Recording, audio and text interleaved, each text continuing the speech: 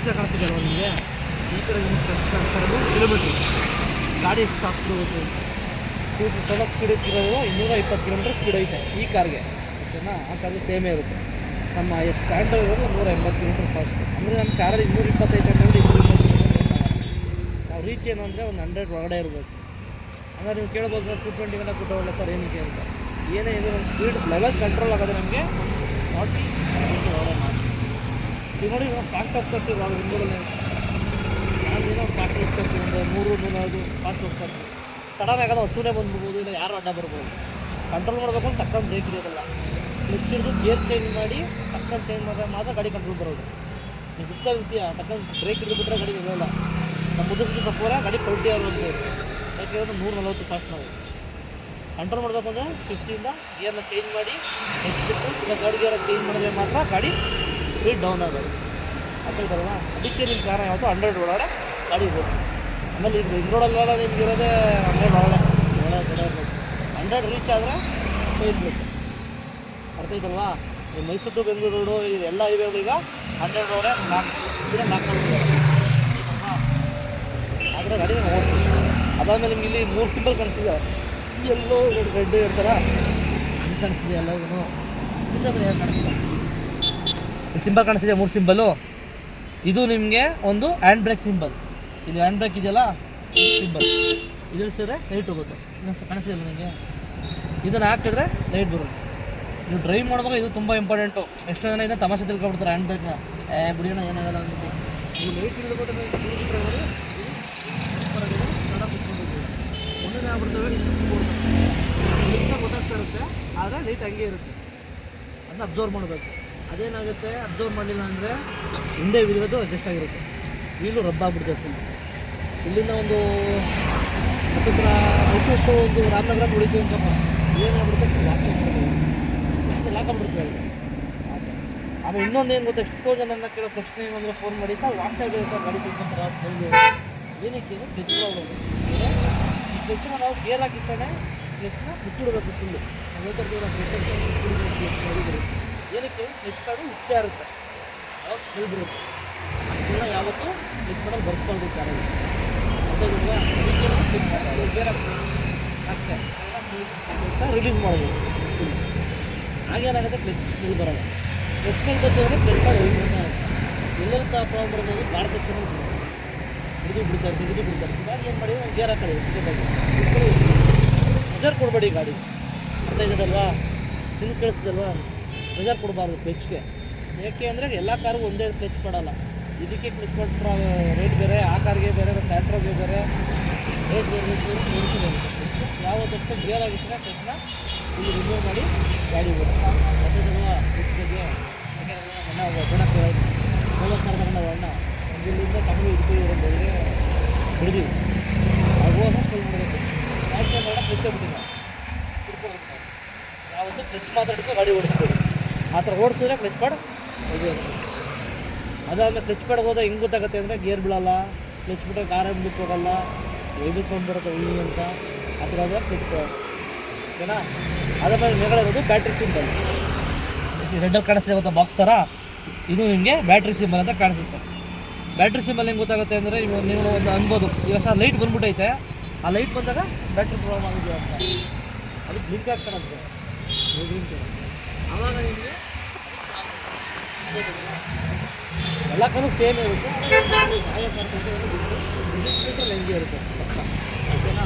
ಇದು ನಿಮಗೆ ಮೇಲ್ಗಡೆ ಕಿಲೋಮೀಟ್ರ್ಗಳು ನಾವೀಗ ಟೋಟಲ್ ಎಷ್ಟು ಕಿಲೋಮೀಟರ್ ಗಾಡಿ ಹೆಂಗಾಗಿದೆ ಇದಕ್ಕೆ ಎಷ್ಟು ತಿರುಗಿದೆ ಅಂತ ತೋರಿಸುತ್ತೆ ಓಕೆನಾ. ಫಸ್ಟೊಂದು ಸೆಕೆಂಡ್ ಒಂದು ಮಾಮೂಲಿ ಟೈಮಿಂಗ್ಸ್ ಸೆಟ್ ಮಾಡ್ಕೊಬೋದು. ಆಮೇಲೆ ಆವ್ರೇಜ್ ಅಂದರೆ ಈಗ ಎಷ್ಟು ಕೊಡ್ತೈತೆ ನಮ್ದು ಆವ್ರೇಜ್ ಮೈಲೇಜು 15 ಅದು ಇದು ತೋರಿಸುತ್ತೆ. ಎಷ್ಟು ಗಾಡಿ ಓಡ್ತೈತೆ ಲಾಂಗ್ ಹೋದಾಗ ತೋರಿಸ್ತಾ ಇರ್ತಾರೆ ಎಷ್ಟು ಕೊಡ್ತೀವಿ ಮೈಲೇಜ್. ಈ ಕಡೆ ಇದೆಲ್ಲ 13,550 ಕೊಡ್ತೀವಿ ಕಾಣಿಸ್ತಿದೆಯಲ್ಲ, ಕಾಣಿಸ್ತಾ ತೋರಿಸ್ಕೊಡ್ತೀನಿ. ಈಗ ಕಾಣಿಸ್ತೀರ 13,550 ಅಂತ, ಅದು ಟ್ರಿಪ್ಪಿಂಗ್ ಅಂತೀವಿ. ಟ್ರಿಪ್ಪಿಂಗ್ ಮೀನ್ಸ್ ನಾವು ಇವತ್ತು ಎಷ್ಟು ಓಡಿಸಿದ್ದೀವಿ ಅಷ್ಟು ತೋರಿಸ್ತಾ ಇರ್ತೀವಿ ಓಕೆನಾ. ಅದು ನೀವು ಜೀರೋ ಮಾಡ್ಕೊಬೋದು ಓಕೆನಾ. ಅದಾದಮೇಲೆ ಇದು ಅಂತ 7 ಅಂತ, ಇದು RPM ಅಂತ ಹೇಳ್ತೀವಿ. RPM ಅಂದರೆ 1 to 7 RPM. RPM gear change ಮಾಡ್ತೀವಿ ಗೊತ್ತಾ, ನಾವು ಹೇಳ್ತಾ ಇರ್ತೀವಲ್ಲ ಸ್ವಲ್ಪ ದೂರ ಹೋಗಿ ಸರ್ ಅವರಿಂದ ಗೇರ್ ಚೇಂಜ್ ಮಾಡಿ ಅಂತ ಹೇಳ್ತಿರುತ್ತೆ. ಅದೇನಂದರೆ ಸ್ಪೀಡ್ ಹೆಂಗೆ ಕಂಟ್ರೋಲ್ ಮಾಡ್ತೀರೋ ಅಷ್ಟು ಚೆನ್ನಾಗಿ ಗಾಡಿ ಮೈಲೇಜು ಮತ್ತು ಪೆಟ್ರೋಲು ಇದಾಗುತ್ತೆ, ಇಂಜಿನ್ ಒಳ್ಳೆ ಚೆನ್ನಾಗ್ತದೆ. ಹಿಂಗೆ ಅಂದರೆ ನೋಡಿ ನಾನು ಫಸ್ಟ್ ಗೇರ್ ಹಾಕ್ತಾಗ 1ನೇ ಗೇರ್ ಇರುತ್ತೆ RPM. ನೀವು ಸೆಕೆಂಡ್ ಹೋಗ್ತೀಯಲ್ಲ ಅಂದರೆ ಸ್ಟಾರ್ಟ್ ಕೊಡ್ತೀಯಲ್ಲ ಆಗ RPM ಮೇಲೆ ಹೋಗ್ತಾ ಇರುತ್ತೆ. ಇಷ್ಟಕ್ಕೆ ನೋಡ್ಕೊತಾ ಇರಬೇಕು. ಸೆಕೆಂಡಿಂದ ಮುಂಚೆನೇ ಗೇರ್ ಹಾಕ್ಬೇಕು. ಅದೇಗೆ ಅಂದರೆ ಇಲ್ಲಿಂದ ಸ್ವಲ್ಪ ಮುಂದೆ ರೇಸ್ ಮಾಡಿ ಗಾಡಿನ ಸೆಕೆಂಡ್ ಮುಂದೆ ಅದು ಒಂದೇ ಥರ ಓದ್ತಾ ಹೋಗಿ ಗೇರ್ ಹಾಕ್ತಾರೆ. ಅದಕ್ಕೆಲ್ಲ ನೋಡಿದಲ್ಲ ಒಬ್ಬರನ್ನ ಓದೋಯ್ತು ಆಮೇಲೆ ಗೇರ್ ಚೇಂಜ್ ಮಾಡ್ತಾ ಇರ್ತಾರೆ. ಅದೇ ಅಂದರೆ 3ನೇ ಮೇಲೆ RPM ಹೋದ ಅಂದರೆ ಒಂದು ಡ್ರೈವರ್ ಅಲ್ಲ ಅಂತಾರೆ. ಯಾಕೆ ಅಂದರೆ 3 ಗೇರಲ್ಲಿ ಮೇಲೆ ಕೊಡೋಲ್ಲ 2 ಒಳಗಡೆ ಮಾತ್ರ ಹಿಂಗೆ ಸ್ಪೀಡ್ ಮೇಂಟೈನು. ಮತ್ತು ಗಾಡಿನ ರೇಸ್ ಮಾಡಬಾರ್ದು. ರೇಸ್ ಅಂದರೆ ಹಿಂಗೆ ಗೊತ್ತಾಗಿ ಇಲ್ಲಿ ಫಸ್ಟ್ ಗೇರ್ ಹಾಕ್ತಾರೆ. ಈ ಕಾರ್ ದಾಟಿದ್ರೆ ಸೆಕೆಂಡ್ ಗೇರ್ ಹಾಕ್ತಾರೆ. ಸ್ವಲ್ಪ ರೇಸ್ ಮಾಡಿ ಸ್ವಲ್ಪ ಫಾಸ್ಟ್ ಮೇಂಟೈನ್ ಮಾಡಿ ಹಾಕೋಬೇಕು. ಮತ್ತು ಏನು ಹಾಕ್ಬೇಕು 20 ಮೇಲೆ ಇರಬೇಕು ಸೆಕೆಂಡ್ ಗೇರ್ ನೋಡ್ಕೋಬೇಕಂದ್ರೆ ಕಣ್ಣು ನೋಡ್ಕೋತಾ ಇರಬೇಕು, ನೋಡಿ ಹಾಕ್ಬಾರ್ದು. ಆಮೇಲೆ ಸ್ವಲ್ಪ ದೂರ ಹೋದ್ರೆ ಥರ್ಡ್ ಗೇರ್ ಚೇಂಜ್ ಮಾಡಿ. ಹಾಗೇನಾಗುತ್ತೆ RPM ಹೆಂಗೆ ಮೇಂಟೈನ್ ಮಾಡ್ತೀರಾ ಗಾಡಿ ಮೇಲೆ ಜಾಸ್ತಿ ಚೆನ್ನಾಗಿ ಬರ್ತದೆ. ನೀವು ಕೇಳ್ತಾ ಇರ್ತೀರ ಎಷ್ಟೋ ಜನ ಹೇಳ್ತಾರೆ, ಸರ್ ಮೈಲೇಜ್ ಕೊಡ್ತಾರಲ್ಲ ಸರ್ ಒಂದು ಗಾಡಿ 1000 ರೂಪಾಯಿ ಆಗ್ತದೆ ಸರ್, ಇಲ್ಲಿಂದ ಗಂಟೆ ಖಾಲಿ ಆಗೋದು ಪೆಟ್ರೋಲ್. ಏನು ಮಾಡ್ತಾನೋ ಎಣ್ಣೆ ಗೇರ್ ಹೋಯ್ತಾನೆ ಇರೋದು, ಗೇರ್ ಚೇಂಜ್ ಮಾಡಲ್ಲ. ಇಲ್ಲ ಗಾಡಿ ಗೇರ್ ಹಾಕೋದು ಮುಗಿಸೋದು, ಫಸ್ಟ್ ಗೇರ್ ಎಳಿಸೋದು ಗಾಡಿನ. ಆಮೇಲೆ ಸೆಕೆಂಡ್ ಗೇರ್ ಹಾಕಿ ನಾವು 70ದಾಗ ಹಾಕ್ತೀವಿ, ತರ್ಡ್ ಇರ್ತೀವಿ. ನಿಮ್ಗೆ ಯಾವ ಪಿಕಪ್ ಕಡಿಮೆ ಆಯಿತು ಗೇರ್ನ ಚೇಂಜ್ ಮಾಡಿ. ನೀವೇನು ಮಾಡ್ತೀರಾ ತರ್ಡ್ ಆಯ್ತು ಬಿಡು ನಿಧಾನಗತ್ಲಿ ಅದ್ರ ಏನಾಗುತ್ತೆ RPM ಮೇಲೆ ಹೋಗ್ತಾ ಇರುತ್ತೆ, ಪೆಟ್ರೋಲ್ ಎಳಿತಾ ಇರುತ್ತೆ. ಅದು ಸೆಕೆಂಡ್ ಗೇರ್ ಹಾಕೊಂಡು ಬಿಚ್ಕೊಳ್ಳಿ ಮೇಲೆ ಕಡೆ ಸ್ವಲ್ಪ ಟಾಪ್ ಆಯಿತಾ ತರ್ಡ್ ಗೇರ್ ಆಗ ನಿಮಗೆ ಒಳ್ಳೆಯ ಗಾಡಿ ಬರುತ್ತೆ. ಅರ್ಥಾಯ್ತಲ್ವ? ಆಮೇಲೆ ಗೇರ್ನು ಅಷ್ಟೇ ಬಿಡಬಾರ್ದು, ಬಿಡುಗಡಿಂಗ್ ಆಗ್ತದೆ. ಅವ್ರ ಮೈಂಡಲ್ಲಿ ಹೆಂಗೆ ಅಂದರೆ ಈಗ ಅಂಪ್ಸ್ಪುಟಿಂಗ್ ಹತ್ರ ಬೀಳುತ್ತೆ ಅಂತ ಹಂಗಲ್ಲ. ಗೇರ್ನ ತುಂಬ ಆಗ್ತದೆ. ಸ್ಮೂತಾಗಿ ಯೂಸ್ ಮಾಡ್ತಿರೋ ಗೇರ್ ಲಿವರ್ ಅಷ್ಟು ಚೆನ್ನಾಗಿ ಬಾಳ್ಕೆ ಗೊತ್ತಾಗಿಲ್ವಾ? ಏನಕ್ಕೆ ಹೇಳ್ತಾ ಇದ್ದೀವಿ ಅಂದರೆ ಕಾರುಗಳು ತಗೊಳ್ಳೋದು ಮುಖ್ಯ ಅಲ್ಲ, ಕಾರಣ ಹೆಂಗೆ ಮೇಂಟೈನ್ ಮಾಡ್ತೀವಿ.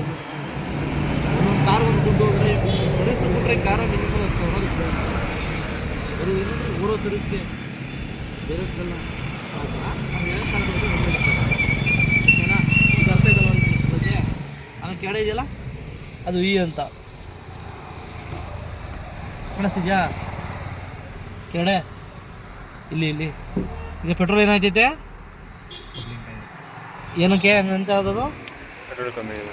ಅದರಲ್ಲಿ ಎಷ್ಟೈತೆ ಅಂತ ತೋರಿಸ್ಬಿಟ್ಟಿದೆ. ಈಗ ಆ್ಯಾವ್ರೇಜ್ ಅಲ್ಲ ಹೊರಗಡೆಲ್ಲ ಪೆಟ್ರೋಲು ಪಟ್ ಅಂತ ಅಲ್ಲಿ ಹೋಗೋದು ಬರೀ ನಾನು ಎಷ್ಟು ಕಿಲೋಮೀಟ್ರ್ 5 ಕಿಲೋಮೀಟ್ರ್ ಹೋಗ್ಬೋದು. ತಕ್ಕಂತೆ ಪೆಟ್ರೋಲ್ ಹಾಕ್ತಾ ಇರಬೇಕು, ಮುಂದೆ ಎಲ್ಲೈತೆ ಪೆಟ್ರೋಲ್ ಬ್ಯಾಂಕ್ ಕೊಡ್ತೀವಿ ಅದು ತೋರಿಸ್ಬಿಟ್ಟು ಆ್ಯಾವ್ರೇಜ್ ಅದೇನು ತೋರಿಸಿದೆ ನಿಮ್ಗೆ ತೋರಿಸ್ತೈತೆ ಅಲ್ಲಿ ಆ್ಯಾವ್ರೇಜ್ 5 ಅಂದರೆ ಅಷ್ಟೇ ಪೆಟ್ರೋಲ್ ಬಂತು. ಈಗ ಫುಲ್ ಕಡಿಮೆ ಮಾಡ್ಕೊಳ್ತಾರೆ. ಯಾವತ್ತೂ ನೀವುಗಳು ನಿಮ್ಮ ಕಾರ್ಗಳಲ್ಲಿ ಪೆಟ್ರೋಲ್ನ ಯಾವತ್ತೂ ಒಂದು ಪಾಯಿಂಟ್ ಬರ್ತಿದ್ಯಾ? ಹಲೋ, ಹಾಂ ನಡೀತಾ ಇದೆ. ಅವಳು ಮಾಮನ ಜೊತೆ ಹೋದ್ದು. ಒಂದು ಹಾಂ ಆಯಿತು ಸರಿ ಕಣ. ಎಲ್ಲ ಅರ್ಥ ಮಾಡ್ತೀವಿ. ಕಾರ್ಗೆ ಮಾತ್ರ ಪೆಟ್ರೋಲ್ ಡ್ರೈವ್ ಮಾಡಬಾರ್ದು. ಡ್ರೈವ್ ಮಾಡಿದ್ರೆ ಪೆಟ್ರೋಲ್ ಪಂಪು ಅಷ್ಟೇಲ್ಲ ಗಾಡಿಗಳು ಥರ ಅಲ್ಲ, ಕಾರ್ಗಳು ತುಂಬ ಎಚ್ಚರಿಕೆ ಓಡಿಸಿ. ಆ ಕಡೆ ಪಕ್ಕ ಇದಲ್ಲ ಸಿ ಮತ್ತು ಕು ಅಂತ, ಸಿ ಮತ್ತು ಎಚ್ ಅಂತ ಕಾಣಿಸ್ತಿದ್ಯಾ? ಅದು ನಿಮಗೆ ಗಾಡಿ ಟೆಂಪ್ರೇಚರ್, ಅಂದರೆ ಈ ಟೆಂಪ್ರೇಚರ್ ಅಲ್ಲ, ಗಾಡಿ ಇಂಜಿನ್ ಕೆಪಾಸಿಟಿ. ಅದೇಂಗೆ ಅಂತಂದರೆ ಈಗ ನನ್ನ ಮೊನ್ನೆ ಹಬ್ಬ ನನ್ನ ಫ್ರೆಂಡ್ಸ್ ಬಂದ್ಬಿಟ್ಟಿದ್ರು ಬೆಂಗಳೂರಿಗೆ ಹೋಗೋರಿಗೆ. ಇದನ್ನು ಒಂದು ಕೊಡಿ ಅಂತೇಳಿ ಡೈರೆಕ್ಟ್ ಹೊಡೆದ್ಬಿಟ್ಟವ್ರು. ಯಾವ ಕಾರು ಇದು V2. ಅದೇ ನಾವೈತೆ ಕರೆಕ್ಟಾಗಿ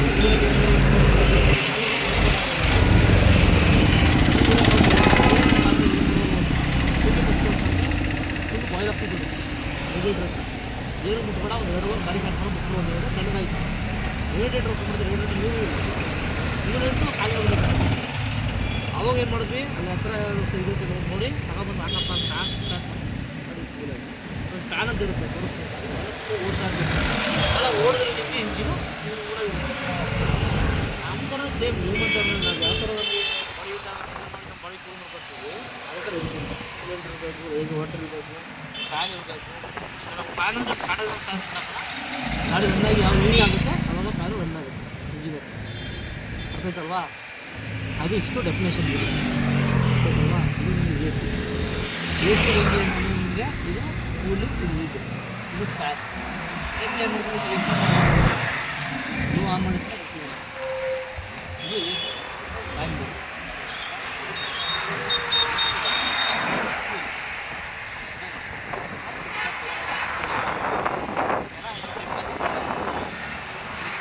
ಪಾಯಿಂಟ್ಸ್ ಆಗಿ AC ಯಾವಾಗ 2 ಪಾಯಿಂಟ್ AC ಹಾಕೊಳ್ಳಿ ಫ್ಯಾನ್ ಇಳಿಸ್ಕೊಳ್ಳಿ ಮಸ್ತಾಗಿ ಕೂಲ್ ಆಗುತ್ತೆ ಅತಿ ಹೆಚ್ಚು ತುಂಬ ಶಕ್ತಿ ಇರ್ತದೆ ಜಾಸ್ತಿ ಒಂದು ರೆಡ್ ಇದೆಲ್ಲ ಏನಾಯಿತು ಅಂತ ಇದು ಹೀಟ್ ಏನಕ್ಕೆ ಯೂಸ್ ಆಗ್ತೀವಿ ಎರಡು ಎಡಕ್ಕೆ ಹೋಗ್ತೀವಿ ಅಲ್ಲಿ ಫುಲ್ ಟೆಂಪ್ರೇಚರ್ ಇರುತ್ತೆ ಫುಲ್ ಇದು ಫುಲ್ ಮಾಡಿಬಿಟ್ರೆ ಗಾಡಿಗೆ ಫುಲ್ ಮಾಡಿಬಿಡ್ತಾರೆ ಆದರೆ ನಮ್ಗೆ ಹೀಟ್ ಬೇಕಲ್ಲ ಅದು ಹೀಟ್ ಸ್ವಲ್ಪ ಹೀಟ್ ಮಾಡಿ ಗಾಡಿಗೆ ಬಿಸಿಯಾಯಿತು ಆ ಥರ ಇದು AC ಓಕೆನಾ ಇಲ್ಲೆಲ್ಲ ಇದೆಯಾ ಗೊತ್ತಾ ಇದು ಸಿಸ್ಟಮ್ಸ್ ಎಲ್ಲ ಈ ಸಿಸ್ಟಮ್ಸ್ ಎಲ್ಲ ಏನಂದರೆ ನೀವು ಇದು ಆನ್ ಮಾಡಿದ್ರೆ ನೀವು ಕಾಲ್ ಮಾಡೋದು ಈಗ ಇನ್ನೊಬ್ರಿಗೆ ಬರೀ ಕಾಲಿಗೆ ಹೊಡಿಬೇಕಂದ್ರೆ ಇದು ಆನ್ ಮಾಡಿ ಆ ಥರ ಬರುತ್ತೆ ಇದು ನಿಮಗೆ ಇದು ರೇರ್ ಅಂದರೆ ಇಲ್ಲಿ ಕಲಿಬೇಕು ಇದೇನು ಯೂಸ್ ಆಗುತ್ತೆ ಅಂದರೆ ನಿಮಗೆ ಗಾಡಿ ಸೀಸನ್ ಹೋಗಿರ್ತೀವಿ ಮಳೆ ಕಾರ್ ಏನಾಗುತ್ತೆ ಆಪ್ಷನ್ ಇದೆ ಇದೆಲ್ಲ ಕೊಟ್ಟು ಈ ಆಪ್ಷನ್ ಮಾಡಿದ್ರೆ ಒಳಗಡೆ ಏನೇ ಫಾಗ್ ಆಗಿನೂ ಕ್ಲಿಯರ್ ಆಗುತ್ತೆ AC ಅದಕ್ಕೆಲ್ಲ ತಿಳ್ಕೊಂಡಿರ್ಬೋದು ಎಲ್ಲ ಕಾರ್ ಸೇಮ್ ಇರುತ್ತೆ ಒಳಗಡೆ ಈ ಬರೋ ಕಾರ್ಗೆಲ್ಲ ಡಿಜಿಟಲ್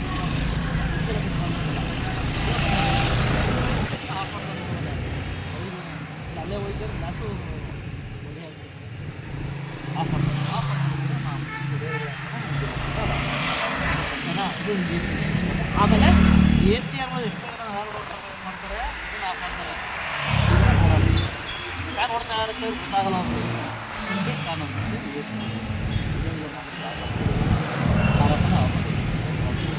AC AC ಅನ್ನೋದು ಮಾತ್ರ ಈ ಫ್ಯಾನ್ನ ನೋಡ್ತಾ ಬರಬೇಕು ಮುಂದಕ್ಕಿದ್ರೂ ಗಾಳಿ ಬರ್ತಾ ಇರುತ್ತೆ ನಿಮ್ಮ ಮೈಲೇಜು ಡ್ರಾಪ್ ಆಗ್ತಾ ಇರುತ್ತೆ ಅಲ್ವಾ ನೀವು ಕೇಳ್ಬೋದು ಸರ್ AC ಹಾಕ್ದಾಗ ಡ್ರಾಪ್ ಆಗುತ್ತೆ ಮೈಲೇಜು ಡ್ರಾಪ್ ಆಗೋದು ಯಾಕೆಂದ್ರೆ ಗಾಡಿ ತಗೋಬೇಕಲ್ಲ ಪ್ರೆಷರ್ ಓಕೆನಾ ಅದು AC ನಿಮಗೆ AC ಅಷ್ಟೇ ಎಲ್ಲ ಹೇಳ್ಬೋದು ಸರ್ ಎಲ್ಲ ಸಿಸ್ಟಮ್ ಹೆಂಗಿರುತ್ತೆ ಆಲ್ಮೋಸ್ಟ್ ಅದೆಲ್ಲ ಹಿಂಗೆ ಇರುತ್ತೆ ಈ ಬರ್ತಾರೆ ಎಂಜಿನ್ ಮಾಡಿದ್ರೆ ಇಲ್ಲೇ ಕೂಗುತ್ತೆ ನಾವು ಟಚ್ಚಲ್ಲಿ ಇಲ್ಲೇ AC ಸೆಟ್ ಮಾಡ್ಕೋಬೋದು ಸೇಮ್ ಫೋನ್ ಥರ ಆ್ಯಂಡ್ರಾಯ್ಡ್ ಥರನೇ ಇದೆ ಎಲ್ಲ ಫೋನ್ ಥರನೇ ಸೇಮ್ ಇನ್ನೇನು ಒಂದು ಪುತ್ರ ಎಲ್ಲ ನಿಮಗೆ ಶೋರೂಮ್ಗೆ ಹೋಗ್ಸೋಣ ಎಲ್ಲ ಅದ್ರ ಬಗ್ಗೆ ಎಕ್ಸ್ಪ್ಲೈನ್ ಮಾಡ್ತಾರೆ ನೋಡಿ ಏನು ಅದು ಎಲ್ಲ ಹೊಸ ಮುಂಚೆ ನಾಚಿಕೆ ಬಿಟ್ಕೊಬೇಡಿ ಏನು ದುಡ್ಡು ಕ್ಲಿಯರ್ ಮಾಡಿ ತಿಳ್ಕೊಬೋದು ಅಕಸ್ಮಾತ್ ಸೆಟ್ಟಿಂಗ್ ಚೇಂಜ್ ಆದ್ರೆ ಫುಲ್ ಚೇಂಜ್ ಆಗ್ಬಿಡ್ತದೆ ಅದಕ್ಕೋಸ್ಕರ ತಿಳ್ಕೊಳ್ಳಿ ಓಕೆನಾ ಇದೆಲ್ಲ ಇದರಲ್ಲಿ ಒಂದು ಬಟನ್ ಸೆನ್ಸಲ್ಲಿ ಇದು ನಿಮಗೆ ಪಾರ್ಕಿಂಗ್ ಹತ್ತಪ್ಪು ನೋಡ್ತಿದ್ದಾರಲ್ಲ ಇದು ಪಾರ್ಕಿಂಗ್ ಇದು ಆಫ್ ಮಾಡಿದ್ರೆ ಆನ್ ಅಂದರೆ ನಾಲ್ಕು ಕಡೆ ಲೈಟು ಬ್ಲಿಂಕ್ ಆಗ್ತದೆ ಸುತ್ತಮುತ್ತ ಅದೇ ಪಾರ್ಕಿಂಗ್ ಲೈಟ್ ಅಂತ ಏನಂದರೆ ಯಾವಾಗ ಯೂಸ್ ಮಾಡ್ಬೋದು ಮಾಡೋಕ್ಕಾಗಲ್ಲ ನೈಟ್ ಟೈಮಲ್ಲಿ ಅಕಸ್ಮಾತ್ ಕಾಂಕ್ರೀಟ್ ಹೋಗುತ್ತೆ ಟೋ ಮಾಡೋಕ್ಕೆ ಬರ್ತಾರೆ ಟೋ ಮಾಡೋದು ಹಾಕ್ಬೋದು ಎಲ್ಗಳು ಒಂದು ಹಾಕೋದ್ರೆ ಹಾಕೊಂಡ್ಬಿಡಿ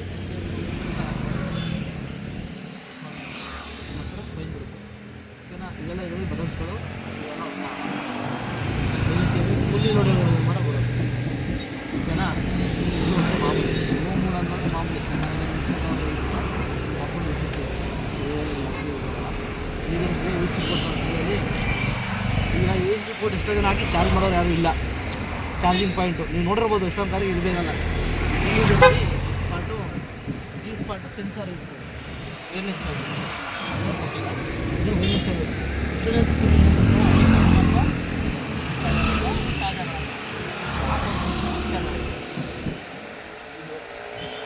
ಕೇಳ್ಬೋದು ಯಾವ್ಯಾವ ರೇಂಜಲ್ಲಿ ಕೊಡ್ತಾರೆ ಸರ್ ಕಾರ್ ಈಗಿರೋ ಕಾರಲ್ಲಿ ಟಾಟಾ 5 ಲಕ್ಷಕ್ಕೆ ಕೊಡ್ತಾರೆ ಕಾರ್ ಅದಾಗ ಎಷ್ಟು ಇಲ್ಲೇ ಕೊಡ್ತಾರೆ ಒಂದು ಬಟನ್ ಅವಾಗ ಬಂದು ಅದಾದಮೇಲೆ ಇನ್ನೊಂದು ಮೇನ್ ಥಿಂಗ್ ಕಾರ್ ಅಂತಂದರೆ ಸನ್ರೂಫ್ ತಗೊಂಡಾಗ ಈ ಇಟ್ಕೊತೀವಲ್ಲ ಎಲ್ಲೇನು ಇಟ್ಕೋಬೇಕು ನೋಡ್ಬಿಟ್ಟು ನಿಲ್ಲಿಸ್ಬೇಕು ಮಕ್ಕಳನ್ನ ಈ ಟ್ರ್ಯಾಕ್ ಇರ್ತದೆ ಮರ ಇರುತ್ತೆ ಯಾವತ್ತೂ ಆಲ್ಮೋಸ್ಟ್ ಆಗಿ ದಯವಿಟ್ಟು ಮುಂದೆ ಯಾರನ್ನು ನಿಲ್ಲಿಸ್ಬೇಕು ನೀವು ಸ್ಪೀಡ್ ಹೋಗ್ತಾ ಇಷ್ಟ ಮೇಲೆ ಇಷ್ಟ ಪಲ್ಟಿಯರ್ ಆಗ್ಬಿಡ್ಬೋದು ಸುಮ್ಮನೆ ಏನಾರ ಫೋಟೋ ತಗೋಬೇಕಾ ಇಲ್ಲ ವ್ಯೂ ನೋಡಬೇಕಾ ಮಾರ್ಕೆಟ್ ವ್ಯೂ ಹೋಗೋದಾ ಪಾಪಗಳು ಒಂದು 10 ನಿಮಿಷ ನೋಡಿಸಿ ನಿಲ್ಲಿಸ್ಬಿಡಿ ಆಗ ನಿಮಗೆ ಹೋಗುತ್ತೆ ಸಿಟಿ ಒಳಗಡೆ ದಯವಿಟ್ಟು ಏನಾದ್ರು ಅದಕ್ಕೂ ನಿಲ್ಸಂಗಿಲ್ಲ ಸಿಟಿ ಒಳಗಡೆ ಈ ಮಾಮೂಲಿ ಅದು ಓಡಿಸಿರುತ್ತೆ ಆ ಥರ ಮಾಡ್ಕೊಂಡು ಗಾಡಿ ಓಡಿಸಿ ನೀವು ಮಾಮೂಲಿ ಆಮೇಲೆ ಮಾಮೂಲಿ ಜಾಗ ಕೊಟ್ಟಿರ್ತಾರೆ ನಿಮ್ಗೆ ಏನು ಬೇಕು ಬರೀಬೇಕು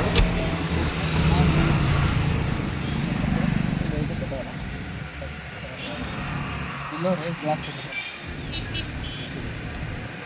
ಈಗ ರೇಟ್ ಗ್ಲಾಸ್ ಏನಕ್ಕೆ ಅಂತಂದರೆ ಮತ್ತು ಇವಾಗ ಸಿಂಪಲ್ ಕಾಣಿಸ್ತಿದ್ದಲ್ಲ ನಾವು ಏನು ಅರ್ಥ ಆಗ್ತದೆ ಹೇಳಿ ನೋಡೋಣ ಆಮೇಲೆ ಬೇರೆ ಬೇರೆ ಉಪಯೋಗ ಅಲ್ಲ ಏನು ಓಪನ್ ಆಗುತ್ತೆ ಏನು ಹಾಕಿದ್ರೆ ಓಪನ್ ಆಗುತ್ತೆ ಏನು ಸೀಟ್ ಬೆಲ್ಟ್ ಹಾಕಿರ್ಬೇಕು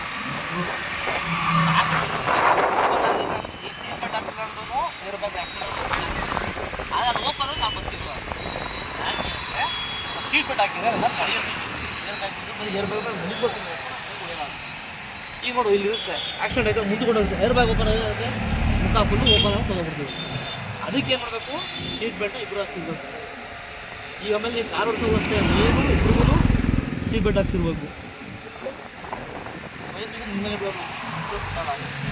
ಇಬ್ಬರು ಸೀಟ್ ಬೆಲ್ಟ್ ಹಾಕ್ಬೇಕು ಗಾಡಿ ಓಡಿಸ್ಬೇಕು ಆವಾಗ ನಿಮಗೆ ಕರೆಕ್ಟಾಗಿ ಏರ್ ಬ್ಯಾಗ್ ಓಪನ್ ಆಗುತ್ತೆ ಯಾಕೆ ಕೇಳ್ತಾ ಇರ್ತಾರೆ ಸರ್ ಏರ್ ಬ್ಯಾಗ್ ಹಂಗಾರೆ ನಮ್ಗೆ ಎಲ್ಲವರು ಏರ್ ಬ್ಯಾಗ್ ಓಪನ್ ಆಗುತ್ತಲ್ವ ಸೀಟ್ ಬೆಲ್ಟ್ ಹಾಕಿದ್ರೆ ಏರ್ ಬ್ಯಾಗ್ ಹಿಂಗೆ ಓಪನ್ ಆಗುತ್ತೆ ಸೀಟ್ ಬೆಲ್ಟ್ ಹಾಕಿದ್ರೆ ಮಾತ್ರ ಏರ್ ಬ್ಯಾಗ್ ಓಪನ್ ಆಗುತ್ತೆ ಕರೆಕ್ಟ್ ಹೆಂಗಾಗಿರುತ್ತೆ ಅದ್ರ ಮೇಲೆ ಇದು ಹೆಂಗೆ ಓಪನ್ ಆಗುತ್ತೆ ಅಂದರೆ ಏನು ಬ್ಲ್ಯಾಕ್ ಆಗಿದೆ ಗೊತ್ತಾ ಆ ಥರ ಫುಲ್ ಇತ್ತು ಕಪ್ಪ ಓಪನ್ ಆಗುತ್ತೆ ನೀವು ಪ್ರೆಷರ್ ಈ ಸೀಟ್ ಬೆಲ್ಟ್ ಹೆಂಗೆ ಅಂದರೆ ನಾವು ಇದು ಹಾಕ್ತೀವಲ್ಲ